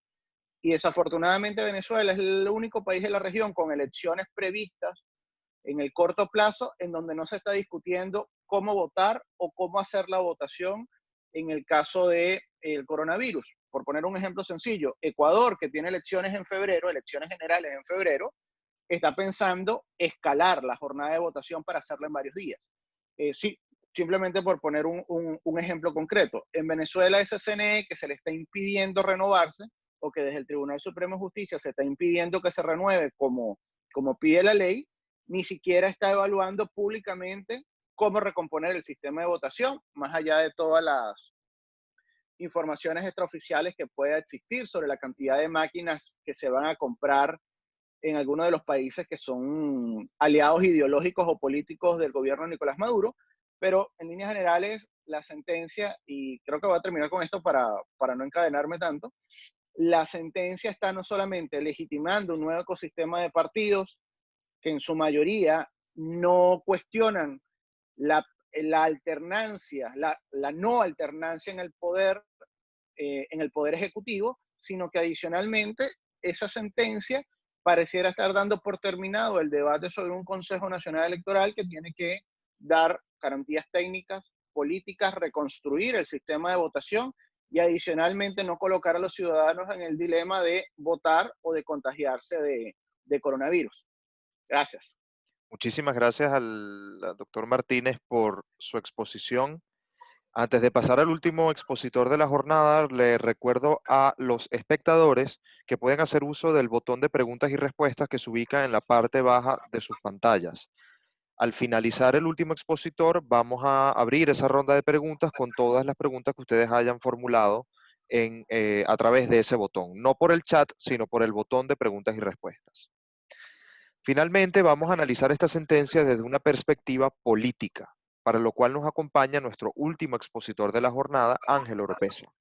Ángel Oropesa es psicólogo, egresado de la Universidad Católica Andrés Bello, con maestría en la Universidad de Pittsburgh y doctorado en Ciencia Política en la Universidad Simón Bolívar. Es profesor titular de la Universidad Simón Bolívar en el doctorado de Ciencia Política y en el doctorado de Ciencias Sociales. También es profesor titular de la Universidad Católica Andrés Bello, donde se desempeña como jefe de la Cátedra de Psicología Social en la Escuela de Psicología, así como en el doctorado de Psicología. Tiene numerosas participaciones en congresos nacionales e internacionales, junto a más de 40 publicaciones en libros y revistas científicas arbitradas, y es colaborador frecuente en la prensa nacional. Es columnista del diario El Nacional. Actualmente es el coordinador del Secretariado Nacional del Frente Amplio Venezuela Libre. Muchísimas gracias, doctor Oropesa, por acompañarnos el día de hoy. Adelante. No, gracias primero a ustedes, gracias al comisionado Prado, Humberto Prado, gracias a ti, Daniel. Además que es un gran honor compartir tribuna con el doctor Daniel, el doctor Chavero y sobre todo con Claudia. Y por supuesto con mi amigo Eugenio, que nos ha tocado hacer muchas de estas labores de patria juntos. Oyendo, por supuesto, a mis antecesores, pero sobre todo a Chavero, Daniel y Niken, es imposible, como lo comentaba antes, no acordarse a propósito de esta sentencia de José Ignacio Cabrujas y ese concepto tan original del estado del disimulo. Estado del disimulo, decía Cabrujas, era donde el concepto de Estado, de las leyes, las instituciones son simplemente un truco legal que justifica darle cierta apariencia de formalidad a simples apetencias, simples arbitrariedades y demás formas de lo que él llamaba me da la gana y punto, ¿no? Entonces, tenemos instituciones en Venezuela que ni son legítimas, ni son de verdad, no responden a la Constitución, sino a los intereses de un grupo de personas, pero que se multiplican y crean otras instituciones que tampoco son legítimas, pero que responden a este concepto de estado del disimulo. O sea, simulemos, hagámonos los locos, pretendamos que son de verdad. ¿Por qué? Porque hasta las dictaduras más brutales, más obscenas, necesitan pues, un mínimo de ropaje de formalidad, unas cuantas hojas de parra, no tiene nada que ver con Luis Parra, pero unas cuantas hojas de parra, para intentar tapar estas desnudeces. No en balde, el doctor Daniel se refería a la ausencia de pudor del Tribunal nuestro de Justicia. Este es el contexto de una decisión política que disimulemos que es una sentencia, pero que por supuesto, dado el país en el que vivimos, tiene consecuencias políticas evidentes. Pero para entender esas consecuencias vamos un poquito más atrás. En el año 2018 y hasta entrado el 2019, se hablaba para describir el Estado venezolano en su parte política, de un escenario de David contra Goliat. David era, por supuesto, la oposición, pequeña, voluntariosa, pero en todo caso en debilidad, y Goliat era entonces Maduro y su régimen. Esto ha cambiado, y eso refleja un poco lo que ha sido el avance de las fuerzas democráticas. Ya nadie habla de David contra Goliat. El escenario ahora que se menciona es el escenario de choque de trenes, o para decirlo en palabras de Gramsci, un escenario de empate catastrófico. Empate catastrófico para Gramsci era cuando las sociedades atraviesan crisis política y pasan momentos de parálisis en los que tanto el bloque dominante como el bloque social ascendente dirimen y pujan sus diferencias sin que haya un claro vencedor. Y esa parálisis, decía Gramsci, pues no puede ser eterna, tiene que terminar en algún momento, porque las sociedades no pueden vivir indefinidamente en movilización, en angustia, en inestabilidad permanente. Lo que nos dice Gramsci es hacia qué lado se dirime el empate catastrófico. Lo cierto es que si queremos ver para entender un poco esto, en qué estado se encuentra la dictadura. Yo siempre recurro, y hay que cambiarlo con frecuencia, pero siempre recurro a la figura que todo el mundo conoce del FODA o del DOFA y aplicársela en este caso al régimen de Maduro. Y si hiciéramos un DOFA sencillo, ustedes pueden agregarle y quitarle cosas. ¿Qué es lo que uno puede decir de la dictadura o del régimen de Maduro en la actualidad? ¿Cuáles son sus fortalezas, sus debilidades, sus oportunidades y sus amenazas en este momento? Bueno, muy rápido. Las fortalezas son básicamente 4. En lo económico, comparativamente con otros actores, es mucho más fuerte. En lo institucional, controla casi todos los poderes del Estado y ahora va a pasar a controlarlos todos después de esta sentencia. En lo mediático, si Maduro quiere echar un chiste, encadena al país y lo echa, cosa que no puede hacer más nadie. El imperio mediático es realmente impresionante. Y en la capacidad de ejercer represión, en la capacidad de perseguir, de torturar, hasta de asesinar. Son sus fortalezas básicas. Ahora, ¿cuáles son sus debilidades? Bueno, primera, por supuesto, obvio, el apoyo popular. O sea, las encuestas más generosas le ofrecen a Maduro un porcentaje entre 15 y 20%, aunque eso es un punto, digamos, de página, pie de página aparte. Un porcentaje mayor de la población considera que Maduro lo está haciendo relativamente bien en el caso del ataque contra el coronavirus, pero esa es otra historia. Pero el apoyo popular a que continúe o a que sea gobierno es realmente muy escuálido, muy menguado. Otra debilidad es la cohesión interna, la cual por supuesto varía. A veces se hace un poco más laxa, a veces se hace un poco más fuerte, pero ciertamente que el gobierno parece un archipiélago, el gobierno de Maduro, es cualquier cosa menos una estructura unificada. El apoyo internacional y las sanciones internacionales son ciertamente una debilidad importante, y una última debilidad es que tiene menos holgura económica, tiene más en comparación con los actores internos, pero tiene menos en comparación con lo que tenía él mismo hasta hace poco tiempo. ¿Cuáles son las oportunidades siguiendo con el DOFA del régimen de Maduro? Bueno, la primera oportunidad es la pandemia.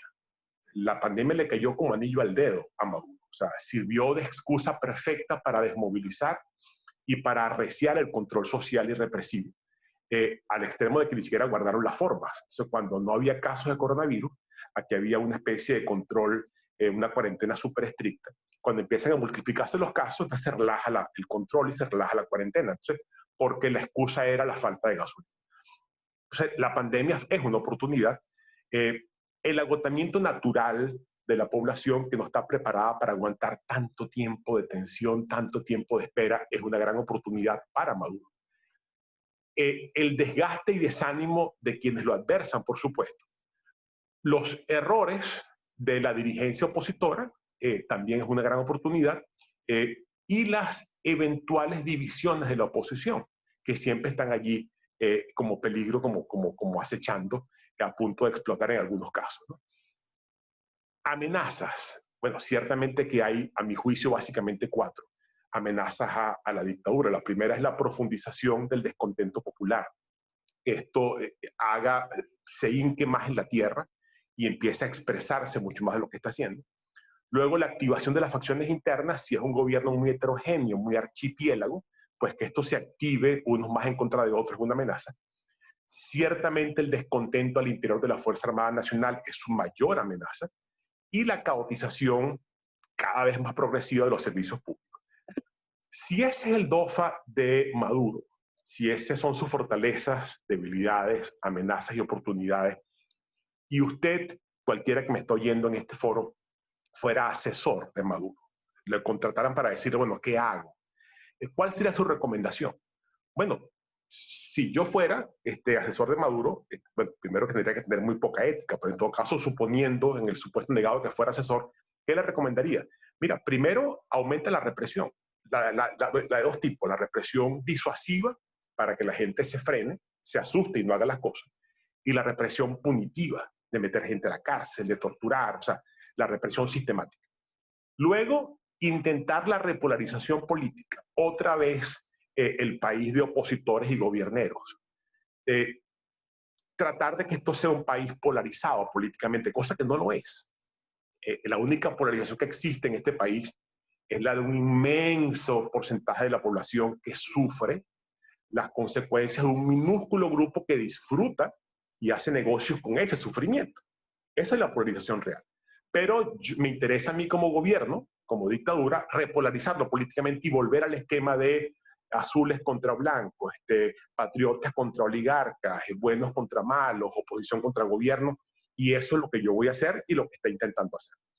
Luego, tercera cosa que le recomendaría, intentar la reunificación interna con la bandera de la amenaza a la soberanía, la amenaza del enemigo externo, y ese guión lo sabe muy bien, porque es un guión muy cubano. Cuarto, acelerar la estrategia de creación de desesperanza y agotamiento de los adversarios. Quinto, fortalecer las apariencias del estado de disimulo. O sea, está bien, eso no es un TCJ, no importa, llamémoslo así. Esto no es una asamblea, no importa, simulemos que es esto. Entonces, fortalecer las apariencias del estado de disimulo. Y por último, olvidarse de gobernar, dedicarse a resistir. O sea, la palabra gobernar, la palabra gobernabilidad tiene que ver con el control de los procesos políticos, económicos y sociales de un país. La gente que está en el poder solo está en el poder, no controla ningún proceso, ni económico, ni social, la inflación desatada, la delincuencia desatada, la frontera desguarnecida, el monopolio de la violencia compartido con grupos irregulares, perdió el control del país. Solo se resiste a gobernar, a permanecer en el poder y está allí. Ese es su guión estratégico. Y por eso la sentencia que hemos analizado y que analizaron sabiamente mis antecesores se explica en función de ese guión estratégico. De hecho, ya lo habían intentado antes, con la compra de algunos diputados primero, luego con la pseudo juramentación de la Asamblea irrita, pero ya lo habían intentado antes. Ahora, lo que interesa para llegar al punto que quería enfatizar, ¿para qué necesita Maduro la Asamblea de Parra? O sea, ¿para qué la sentencia, en otras palabras? ¿Es para servir de contrapeso democrático de poderes, para tener una Asamblea Nacional que es un foro de discusión, de debate político? Para nada, para nada. ¿Para qué la necesita entonces? ¿Por qué la sentencia? Bueno, porque hace falta una Asamblea que, como bien explicaba Eugenio, convoque un nuevo CNE. Bueno, no un nuevo CNE, el mismo CNE con otras caras, ¿no? Y que llame elecciones parlamentarias. Eso es lo primero que van a buscar. Luego, darse un ropaje legal, otra vez estimular el estado del disimulo. Permitir, sobre todo de cara a los amigos de Rusia y China, la aprobación de contratos para la extracción de riquezas, cosa que no ha sido posible bajo la Asamblea Nacional Legítima. Por supuesto, busco desmoralizar a la inmensa población opositora del país. Lo mencionaron también, lo mencionó Claudio, lo mencionó también Ali, darle una excusa pseudo legal a la represión. Ojo, no solo los diputados, sino cualquiera que se atreva a decir, como en el cuento, el rey está desnudo. Ese es objeto de represión. Y finalmente, en dos palabras, acabar con la Asamblea Nacional. O sea, ya los venezolanos no tienen poder legislativo. Con esto desaparece. Tenemos, por supuesto, a la Asamblea Legítima que dirige Juan Guaidó, que dirige Juan Pablo Guanipa, que dirige Carlos Berrizbeiti y Ángelo, se me olvidó el nombre de Ángelo. Pero en todo caso, la gran consecuencia política de esta sentencia es una disminución grosera de los derechos de la gente. Recordemos los conceptos modernos de democracia, según los cuales un sistema es más democrático mientras más derechos y poder tenga la gente, la población, para hacerle contrapeso, contrabalanceo a los poderes del hegemón. Mientras más sea así, más democrático es un sistema. Entonces, lo que ocurre con esta sentencia es que no solamente privatiza la gasolina, sino que privatiza la Asamblea Nacional. O sea, ya ahora es de ellos. O sea, el poder legislativo, propiedad de todos los venezolanos, fue literalmente expropiado. Ahora, la sentencia puede deprimir a la población, sí, pudiera hacerlo, puede dividirla, ciertamente que puede hacerlo, pero también puede ser un aliciente, un acicate para una mayor unidad de la dirigencia opositora y para una mejor respuesta política. Eso puede pasar y nadie puede garantizar que la respuesta sea en una dirección o en otra. Lo importante para acercarme al final es que mientras esto pasa, mientras estos laboratorios del estado de disimulo hacen sus marramucias, la gente está pasando trabajo la situación social se agrava y lo hará más en las próximas semanas en términos de alimentos, electricidad, agua, oferta de bienes.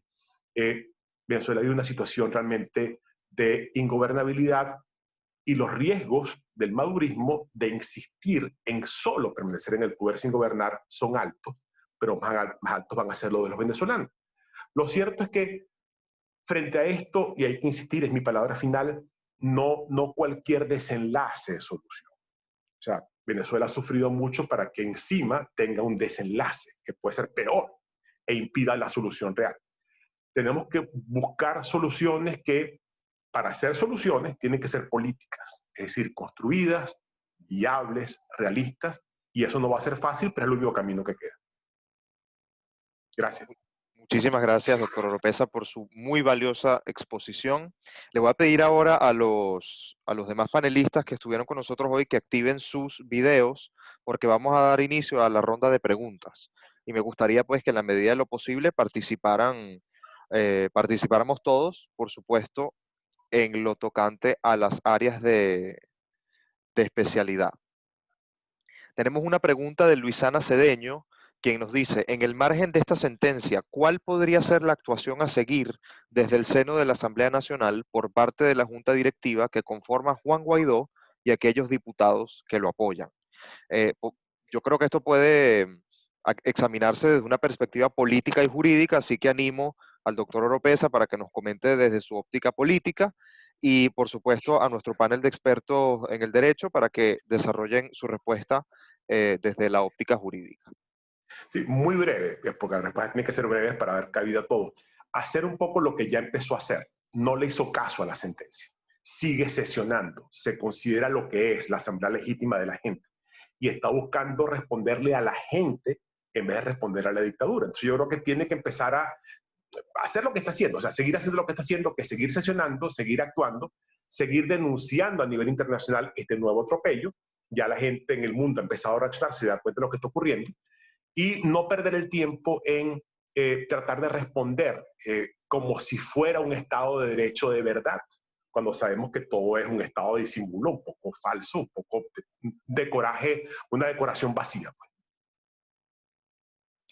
¿Los doctores? Bueno, no, yo estoy plenamente de acuerdo. Yo creo que la Asamblea Nacional tiene que seguir, digamos, desconociendo esa posición del gobierno y el TCJ de inhabilitarla y de erradicarla. Y bueno, tratando de cumplir con ese plan de ruta que comienza por el cese de las funciones del presidente Maduro. Yo creo que tiene que seguir en esa ruta buscando todos los mecanismos políticos posibles para lograr el resultado. ¿Algún comentario adicional, doctor Anique, doctor Daniels? Vamos a la siguiente pregunta. Sebastián, el doctor Daniels tiene el micrófono apagado, doctor. Sí, quisiera nada más agregar que, bueno, que como muy bien señaló Claudia y como lo han señalado los otros panelistas, vienen unas elecciones. No sabemos cuándo, pero vienen. Entonces, los partidos de la oposición tienen que establecer una agenda muy clara, precisamente porque mucho de lo que hace el gobierno lo hace para que justamente el electorado se sienta desanimado y no vaya a votar. Y una vez más tenga una Asamblea Nacional controlada. De manera que ahí tiene que haber una agenda política que haga entender al elector que todavía el voto puede servir en algún momento para lograr que no se pierda el control que se tiene de la Asamblea Nacional. Yo entiendo que esto es una cosa que es más política que jurídica, pero creo que tiene que estar en la agenda de los partidos políticos. Muchísimas gracias, doctor Daniels. Sebastián nos pregunta, de acuerdo a lo planteado anoche por el diputado Medina, presidente de la Comisión de Postulaciones, ¿estaría bien barajear reconocer la directiva, entre comillas, de Parra con tal de nombrar un nuevo CNE? Eugenio Martínez.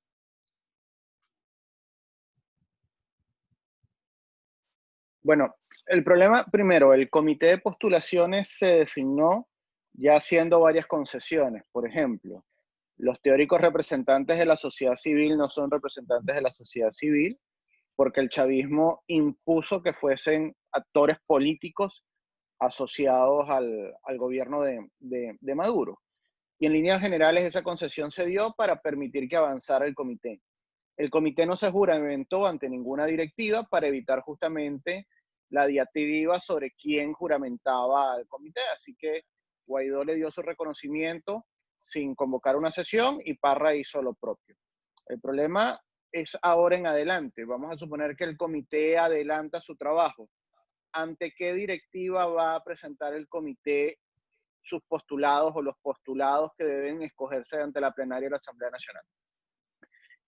La sentencia del Tribunal Supremo de Justicia termina boicoteando el trabajo del comité porque se lleva todo el debate hacia una negociación en la mesa de diálogo nacional, donde solamente está representado un sector muy pequeño de la oposición venezolana, muy pequeño. Así que en líneas generales reconocer a Parra no va a resolver el problema, porque Parra puede convocar una sesión, pero tampoco va a tener quórum para designar rectores. Así que primero aquí habría que llegar a un acuerdo político y después de ese acuerdo político ver qué se hace con el comité de postulaciones, el CNE y todos los demás elementos que requieren ir a un proceso de negociación en esta instancia.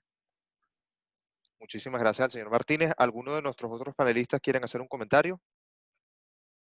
Bueno, yo quería agregar que hay que tener presente que para elegir a los rectores del Consejo Nacional Electoral requiere de las 2/3 partes de la Asamblea Nacional, lo que actualmente no tiene. Es decir, aún cuando todos los diputados se incorporen al Parlamento, no se lograría esto, con lo cual al final terminamos, o muy probablemente esto termine de la misma forma como ha venido actuando el gobierno, que es a través del TCJ que se designan los nuevos rectores del Consejo Nacional Electoral, o buscando una especie de pseudo negociación con estos actores políticos que de alguna u otra forma tratan de legitimar esa mesa de negociación. Y lo otro que hay que tener presente es que, bueno, se requiere de al menos 84 diputados para que pueda haber una sesión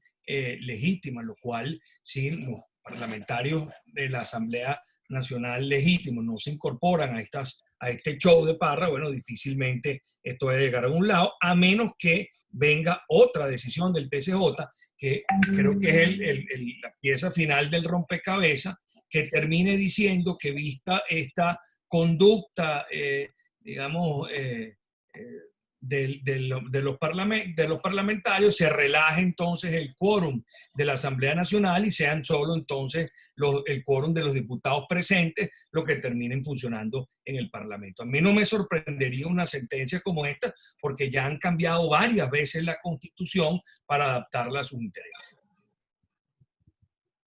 Gracias, profesor. Osvaldo nos pregunta, ¿qué opinan sobre la intención de declarar a Voluntad Popular como una organización terrorista? Abro el micrófono. Bueno, no es un tema contra Voluntad Popular, es un tema contra el gobierno de Juan Guaidó y es un tema contra toda la oposición venezolana. Es parte de esa estrategia de ir cambiando a los interlocutores de la oposición o de quienes adversan a Nicolás Maduro para tratar de colocar otros actores en su lugar. Eso lamentablemente es así, tiene que verse como parte de una estrategia mayor en donde solamente se quiere hablar con quien no ponga como decía, con quien no ponga en duda el tema de la continuidad en el poder de Nicolás Maduro. Por eso a Maduro le resulta tan sencillo el espacio de la Mesa de Diálogo Nacional, porque la Mesa de Diálogo Nacional no cuestiona la permanencia de Maduro y no pide además alternancia en el poder.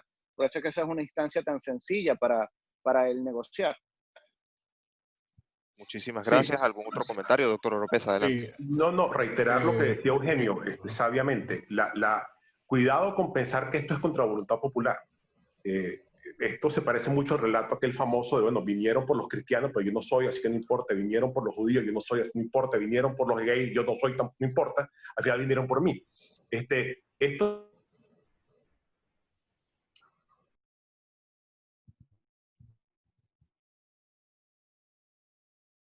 Doctor, disculpe, perdimos su audio. Perdimos el audio. No sé si seré yo el único que no escucha al doctor Oropesa. No lo estoy Vale. escuchando yo. ¿El doctor Daniel quería decir algo? Sí, rápidamente decir que efectivamente, como creo que estaba diciendo Oropesa, esto no es una cuestión, digamos, digamos, que se limita a contra voluntad popular. Primero, porque ya voluntad popular estaba ilegalizado, o sea, que no era para, el fin no es ilegalizar a voluntad popular, el fin es estrictamente represivo, el fin es estrictamente persecutorio, ¿no? Porque ya la ilegalización la había. No es entonces un tema electoral, sino que es un tema represivo y además con unas implicaciones mucho más allá de los miembros de la junta directiva de ese partido, porque a partir del momento en que el partido sea considerado terrorista, que además tengo que decir que desde el punto de vista jurídico es una locura hacer eso a través de un recurso de interpretación, lo cierto es que podría entonces cualquier miembro del partido ser sujeto de persecución. Entonces, como ven, va mucho más allá del tema electoral, sino elegir, como ya decían los que me precedieron, escoger con quién tengo oposición, a quién considero oposición y a quién no. Gracias, doctor. Doctor Oropesa, lo perdimos a mitad de su respuesta. Si quiere continuar, adelante. No, me sentí como en la asamblea de Cabello, que mandaban a atracar el micrófono a quienes hablaban. Sentí así como la ley de la censura de parte de alguien. No, mentira, para nada. Aquí somos democráticos. Fue que se desconectó el aparato este. No, era simplemente eso, reiterar un poco la importancia de lo que decía Puska, lo que dice Eugenio, de que esto no es contra un partido político, esto es contra la figura de los partidos políticos y, por supuesto, por ende, contra la figura de la democracia, lo que queda de ella, y contra la posibilidad de que la gente se organice en torno a lo que ella desea. Este régimen, por supuesto, igual alguien mencionaba, creo que era la semejanza con el régimen nicaragüense, decide hasta quiénes son sus interlocutores. Entonces, no es lo que la gente quiera, es lo que él decide que son. Entonces, no es Acción Democrática, no es Primero Justicia, no es Voluntad Popular, son unas cosas llamadas, no sé, pues, el MAS o Cambiemos, como ustedes quieran. Hasta eso. Entonces, volvemos otra vez con el concepto de democracia. Una situación donde el hegemón tiene todos los poderes y la población no tiene casi ninguno.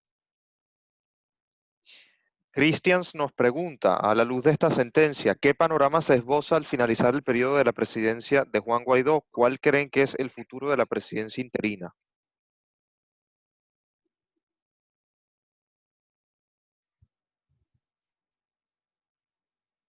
Una pregunta complicada. Pero bueno, abro el micrófono para quienes quieran intervenir. Sí, La pregunta no es complicada, la respuesta es complicada. No es elegante intervenir seguido, y no es un cliché ni para escaparme tampoco de la complejidad de la respuesta, pero eso va a depender mucho de lo que se haga antes, de lo que ocurra ahora.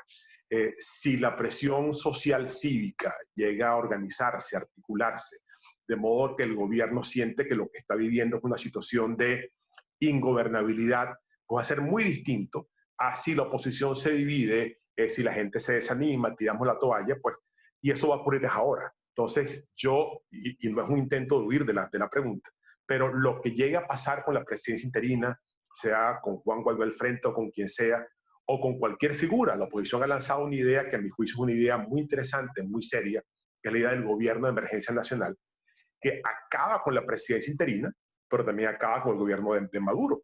Entonces, eso no va a ser nunca posible como una especie de concesión graciosa del régimen. No es que van a convertirse al evangelio de buena gana mañana, entonces van a aceptar eso por el bien del país. Eso lo harán si las condiciones las generamos para que no les quede más remedio que aceptarlas. Muchas gracias. ¿Algún otro comentario? No, yo solo agregaría que evidentemente de haber elecciones parlamentarias y imperar el ánimo abstencionista y frente a cualquier, frente a la falta absoluta de condiciones legítimas para llevar un proceso electoral, obviamente terminaría conformándose una Asamblea Nacional que no represente las verdaderas fuerzas políticas del país, y en ese escenario, pues bueno, decaería la presidencia interina. Es decir, hay que recordar que esta presidencia interina está atada al Parlamento, una decisión de lo que se entiende que es el único órgano legítimo elegido en forma democrática. Entonces, en la medida en que se pierda la Asamblea Nacional, bueno, decaerá la presidencia interina. Gracias, profesor. Una pregunta que no está aquí, pero yo se la quiero hacer a los panelistas a ver qué nos comentan, sobre todo a los juristas. ¿Cuál dirían ustedes que es la naturaleza jurídica, si la hay, de esta sentencia? ¿Esto es una sentencia o es otra cosa? ¿Qué es? ¿Cómo la califican?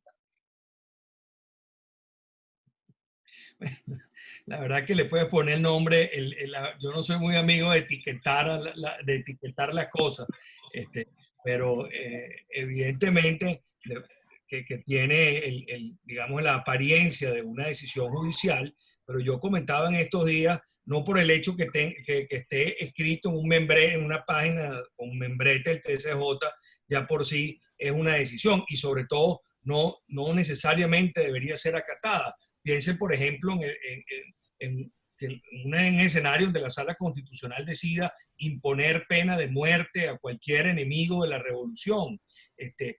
Digamos, lo que implica un cambio de la Constitución similar a lo que estamos viendo en esta sentencia. Bueno, es parte digamos, de una fábula, es parte de habernos salido del carril de la democracia y el respeto del Estado de Derecho. Yo lo que creo es que al igual que en una sentencia como esa de declarar pena de muerte, bueno, aquí deberían si tuviéramos instituciones, sobre todo si tuviéramos fuerzas armadas, bueno, esto sería una decisión que sería inejecutable. Si tuviéramos otras instituciones, esto implicaría que la Asamblea Nacional debería determinar, digamos, o debería destituir o remover a estos magistrados del Tribunal Supremo de Justicia ante esa falta grave de haber desconocido las normas constitucionales y hasta los principios de lógica jurídica más básicas, pero en efecto no estamos ante una condición, digamos, normal, no estamos en un régimen que respete el Estado de Derecho y sencillamente es una sentencia de facto, un mandato de facto del gobierno a través de su brazo armado, que es el Tribunal Supremo de Justicia. Bueno, yo para complementar, si tiene un nombre, si tiene etiqueta, se llama vía de hecho. Eso es lo que es, como lo son todas las decisiones que dicta la Sala Constitucional y el Tribunal Supremo sin proceso, entre otras. Gracias, doctora. Tenemos ya solo 2 preguntas. Vamos a dejarlo hasta acá para no extendernos demasiado. Liliana Peña nos dice, en el entendido de que ni los respetables panelistas ni los participantes tenemos la solución mágica de cómo salir de esta catástrofe en la que nos encontramos atados de manos, la vía más realista para lograr el desalojo queda en manos del liderazgo, electores y partidos políticos. ¿En qué grado tiene alguna influencia la comunidad internacional con las medidas de presión? Bueno, no tiene mucho que ver con la sentencia, pero igual podemos, podemos comentarlo.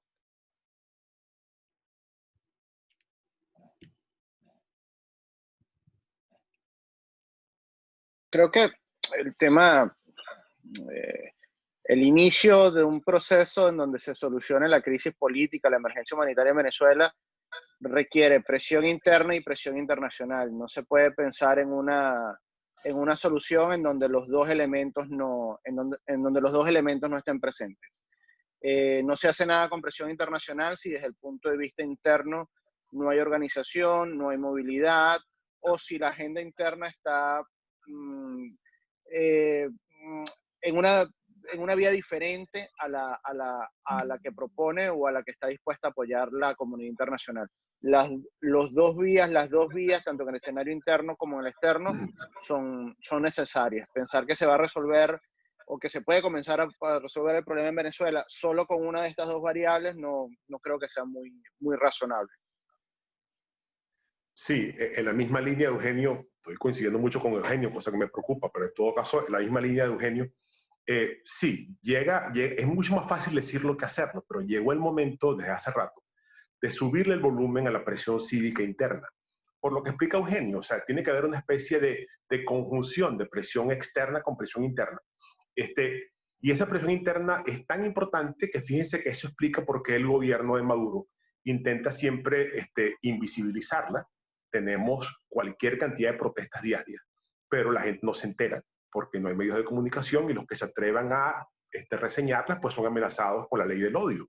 Entonces, invisibilizarlas, desconectarlas, reprimirlas las que pueden y tratar de alimentar en la gente la sensación de que no se puede hacer nada, de que este es un país abúlico, un país dormido, que está entregado, cosa que no es verdad. Ni es verdad por la cantidad de protestas que se suceden diariamente, ni es verdad por lo que arrojan los estudios de opinión pública.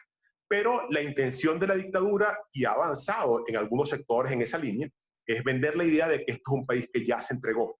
Entonces, por supuesto, si ya se entregó el país, eso atenta contra la necesaria presión cívica interna, articulada, organizada. Sin eso, no va a haber ninguna salida que sea realmente una solución. Podrá otra vez haber desenlaces que no manejamos.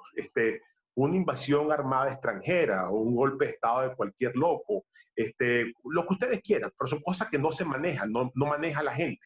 La única herramienta en manos de la gente es ejercer su poder de aumentar la presión y buscar que su voz sea escuchada. Muchísimas gracias, doctor. La última pregunta, Osvaldo. ¿Y cuáles serían las recomendaciones para la oposición? Entiendo que esta es una pregunta para el doctor Oropesa porque él hacía un poco el juego de roles si fuese asesor del régimen. Bueno, ¿cuáles serían las recomendaciones para la oposición? Creo que ya de pronto respondió algunas de ellas, pero adelante. Sí, no, básicamente dos, y por supuesto esto de dar consejos, por supuesto es muy antipático, pero básicamente dos de las muchas que uno pudiera dar. Es primero conservar la unidad. Sin unidad no vamos a ninguna parte. Es la unidad de los diversos, no la unidad de los que piensan igual, no es la unidad de los uniformes, es la unidad de los distintos. Entonces, preservar la unidad muy heterogénea como heterogéneo es el país. Y segundo, pegar el oído a la gente. Es el momento de acompañar el dolor de la gente, que la gente siente que tiene quien hable por ella, que siente un interlocutor que puede interpretar su dolor y proponerle cosas distintas. Entonces, esa función de mantener la unidad y una gran labor de acompañamiento que incluye pedagogía política, incluye explicarle por qué está sufriendo, cómo está sufriendo, explicarle que hay una salida, mantener la esperanza activa. Es como las grandes cosas, las grandes tareas que tiene que hacer la oposición. Y no se las voy a decir yo, ellos lo saben. Lo que pasa es que en una situación de inmovilidad física, de falta de conectividad electrónica, de represión por cualquier cosa que uno quiera hacer que se parezca a política, estas cosas se pueden decir, pero llevarlas a la práctica ciertamente que no es fácil. Muchísimas gracias. ¿Algún otro comentario? Bueno, yo muy brevemente creo que es el momento de un relanzamiento de la oposición. Han habido acontecimientos muy graves en los últimos días, en los últimos meses, el confinamiento, toda esta supuesta operación Macuto, esta sentencia del TCJ, en fin, toda una serie de circunstancias que se van sumando a ese desánimo que nos mencionaba Ángel, o a aumentar ese desánimo de la gente. Y bueno, la reacción tiene que ser mostrar una nueva estrategia, y creo que a pesar de las dificultades que en efecto puede implicar agrupar a la oposición en este momento, creo que no se puede esperar mucho más, y es momento de hacer un relanzamiento, un refrescamiento de las estrategias opositoras. Muchas gracias, profesor. Bueno, creo que si no hay más comentarios, podemos dar por concluida esta actividad de parte del área de Derechos Económicos, Sociales, Culturales y Ambientales, que coordino en el Comisionado Presidencial para Derechos Humanos y Atención a las Víctimas. Quiero agradecer a nuestros ponentes por sus maravillosas exposiciones el día de hoy. Creo que este ha sido uno de los foros más interesantes que hemos hecho desde esta comisión, y les quiero agradecer a todos por su presencia y compromiso. Espero poder contar con ustedes para futuras actividades. Y por supuesto a todas las personas que se conectaron muy amablemente y que participaron a través del foro chat, les quiero agradecer también y exhortarles a estar pendientes de nuestras redes sociales en el Comisionado Presidencial, porque estamos constantemente, como parte de este proceso de pedagogía y didáctica de derechos humanos, estamos constantemente generando actividades y contenido. Muchísimas gracias a todos y hasta una próxima oportunidad.